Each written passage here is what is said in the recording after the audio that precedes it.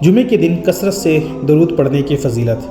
حضرت اوس رضی اللہ تعالی عنہ فرماتے ہیں کہ نبی کریم صلی اللہ علیہ وسلم نے ارشاد فرمایا، تمہارے دنوں میں سے افضل دن جمعے کا دن ہے، بس جمعے کے دن مجھ پر کثرت سے درود پڑھا کرو، بے شک تمہارا ورد مجھ پر پیش کیا جاتا ہے۔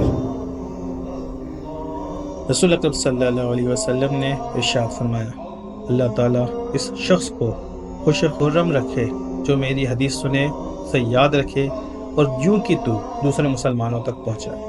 مزید اسلامک ویڈیوز کے لیے ہمارے چینل کو سبسکرائب کریں، ویڈیو کو لائک کریں۔ Thank you so much.